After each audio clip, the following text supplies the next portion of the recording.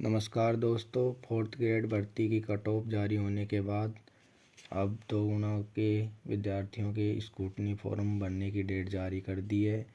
Scrutiny form की date 9 से 23 फरवरी तक स्क्रूटनी फॉर्म भरे जाएंगे, जिसमें महत्वपूर्ण डॉक्यूमेंट्स कौन कौन से बनवाने हैं उसके बारे में आज हम विस्तृत रूप से आपको जानकारी देंगे। सबसे पहले भारतीय पोस्टल ऑर्डर, भारतीय डाक विभाग का पोस्टल ऑर्डर चाहिएगा।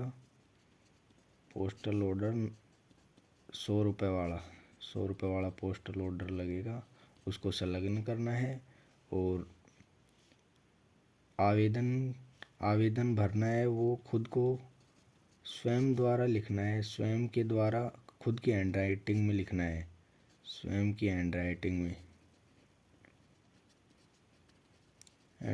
में स्पष्ट शब्दों में लिखना है। और फॉर्म भरते समय नवीनतम फ़ोटो होनी चाहिए, नवीनतम पासपोर्ट साइज़ फ़ोटो होनी चाहिए। और नवीनतम फ़ोटो के साथ साथ डॉक्यूमेंट में जाति, मूल निवास और आवश्यक दस्तावेज़ों में जाति और मूल निवास जो कि नए होने चाहिए। और यदि किसी का जाति प्रमाण पत्र 1 साल से पुराना है तो 1 साल से पुराना होने पर उसके लिए अपने को शपथ पत्र का प्रारूप दिया गया है, जो 1 से 3 साल तक पुराने होने तक वैलिड रहेगा, 3 साल से ज़्यादा होने पर मान्य नहीं होगा। और ये जाति मूल, ये जो जितने भी दस्तावेज लगाने हैं इनको स्वयं द्वारा हस्ताक्षरित करना है, हस्ताक्षर करके फिर लगाना है, सेल्फ अटेस्टेड करके। और इनकी फ़ोटोकॉपी लगानी है, ना कि मूल दस्तावेज लगाने हैं। और शैक्षणिक योग्यता की अपन बात करेंगे। शैक्षणिक योग्यता के लिए अपन ने जो फॉर्म भरते समय जो डॉक्यूमेंट्स लगाए थे 10th 12th उनकी मार्कशीट की फ़ोटोकॉपी, और उनको लगाने के बाद उनकी एक फ़ोटोकॉपी अपने पास रखनी है। और प्रमाण पत्र लगेंगे। प्रमाण पत्र में जाति से संबंधित प्रमाण पत्र और भूतपूर्व, जैसे कोई सैनिक है उसका भूतपूर्व वाला प्रमाण पत्र, और जैसे कोई विशेष खिलाड़ी है, खिलाड़ी का प्रमाण पत्र लगेगा। और आयु के प्रमाण के लिए आयु का प्रमाण पत्र लगेगा, जिसमें हम राजस्थान सरकार की 10th की मार्कशीट का उपयोग करते हैं, 10th की मार्कशीट उपयोग में ली जाएगी। और चरित्र की हम बात करेंगे। चरित्र कितने लगेंगे? इसमें कुल 3 चरित्र लगेंगे।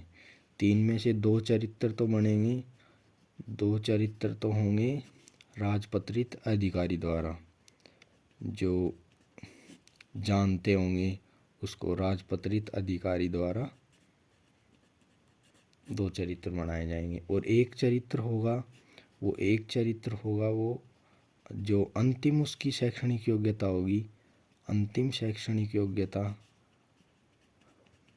जैसे 10th या 12th, तो वहाँ का अंतिम शिक्षा वाला वो प्रमाण पत्र होगा, चरित्र वाला, वहाँ से बनवा के लाना पड़ेगा। और चरित्र हो गया। जाति प्रमाण पत्र के हम बात करेंगे। जाति प्रमाण पत्र है, जैसे नवीनतम भी है, किसी के पास फॉर्म से भरने के पहले का भी है, तो इसके लिए आवेदन की अंतिम दिनांक से पूर्व का जाति प्रमाण पत्र, अंतिम दिनांक से पूर्व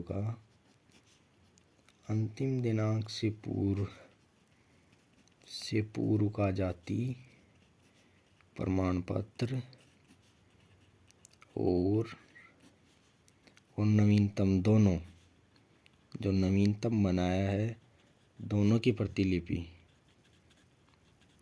प्रतिलिपि लगानी है। इसके बाद महिलाओं में होता है, महिलाओं में जाति प्रमाण पत्र होता है। महिलाओं में जाति प्रमाण पत्र एक तो पति के नाम से बनता है और एक पिता के नाम से बनता है। तो पति वाला मान्य नहीं होगा, पति वाला जाति प्रमाण पत्र मान्य नहीं होगा। पिता के नाम से जारी किया हुआ प्रमाण पत्र मान्य होगा। और विशेष योग्यता प्रमाण पत्र, विशेष योग्यता प्रमाण पत्र में विशेष योग्यता प्रमाण पत्र कौन से होते हैं? जो विशेष योग्य जन होते हैं ना, जैसे कोई 40% डिसेबिलिटी वाले होते हैं या उससे अधिक होते हैं, उनके लिए विशेष योग्यता प्रमाण पत्र लगता है। जैसे कोई अंधा हुआ, हाथ पैर से अपाहिज हुआ और मूक बधिर हुआ, उनके लिए ये प्रमाण पत्र लगाए जाते हैं, जिनको उनको इसमें छूट मिलती है। और अनुभव संबंधी प्रमाण पत्र लगेगा। और विवाह संबंधित प्रमाण पत्र के बारे में अपन बताते हैं। विवाह प्रमाण पत्र है वो विवाह का भी लगेगा और जो अविवाहित हैं उनका भी लगेगा, दोनों का लगेगा। उनके अलग अलग प्रारूप हैं जो वेबसाइट पर डाल दिए गए हैं, विवाह संबंधित और अविवाह संबंधित। और तलाकशुदा का प्रमाण पत्र भी लगेगा, जैसे कोई तलाकशुदा महिला है तो उनका प्रमाण पत्र भी लगेगा, उनका प्रमाण पत्र है। और हम बात करेंगे ये जो प्रमाण पत्र है, सामान्य घोषणा पत्र, एक सामान्य घोषणा पत्र लगेगा जो 50 रुपये के स्टाम्प के साथ, 50 रुपये के स्टाम्प पेपर के साथ, स्टाम्प पेपर के साथ सामान्य घोषणा पत्र को नोटरी करवानी पड़ेगी, नोटरी द्वारा सत्यापित करके। और ये सामान्य घोषणा पत्र किस लिए बनवाया जाएगा? सामान्य घोषणा पत्र इसलिए बनवाया जाएगा कि आपके ऊपर कभी आप कोई इसमें जो कागज़ लगा रहे हैं दस्तावेज, ये दस्तावेज जाली तो नहीं है, नकली तो नहीं है, और आपके ऊपर कोई मुकदमा या कोई आपराधिक कानून तो नहीं, आपराधिक गतिविधि में तो नहीं है आप, इसके लिए ये प्रमाण पत्र, सामान्य घोषणा पत्र बनवाया जाएगा। और एक संतान संबंधी घोषणा पत्र बनेगा, संतान संबंधी बनेगा तो उसमें संतान मतलब ये नोटेरी पर नहीं बनवाना, ये अपने को सामान्य कागज़ पर बनाना है, सामान्य कागज़ पर, सामान्य कागज़ पर संतान संबंधित प्रमाण पत्र बनवाना है अपने को। सामान्य कागज़ पर लिख देना है कि इतनी संतान है और इसमें नोटेरी की आवश्यकता नहीं है, नोटेरी नहीं करवानी इसकी। और इसके बाद अपन बताएंगे विवाह विवाहित का।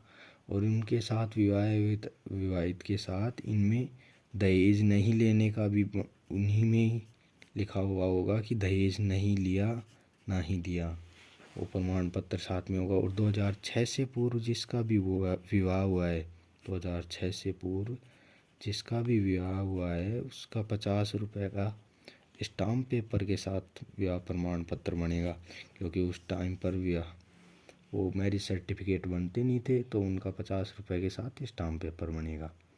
और विधवा है तो विधवा का 50 रुपये का बनेगा, विधवा का प्रमाण पत्र बनेगा 50 रुपये नोटरी के साथ। और इनकी सबकी फ़ोटोकॉपी लगानी है, किसी का भी मूल प्रमाण पत्र नहीं लगाना। और परित्यक्ता विधवा का और परित्यक्ता दोनों कैटेगरी की महिलाओं का 50 रुपये का नोटरी का लगेगा, नोटरी करवा के फ़ोटोकॉपी अटेस्टेड करवानी है। और लास्ट में एक प्रमाण पत्र, वचनबद्ध प्रमाण पत्र, वचनबद्ध प्रमाण पत्र ये लगता है। इसमें अपन धूम्रपान और गुटखे वगैरह का सेवन नहीं करना है, इसके लिए इनका सेवन नहीं करने के लिए ये प्रमाण पत्र सामान्य कागज़ पर स्वयं द्वारा हस्ताक्षर करके सामान्य कागज़ पर इसका एक प्रमाण पत्र ये लगाना है। और संविधान संबंधी घोषणा पत्र लगेगा, संविधान संबंधी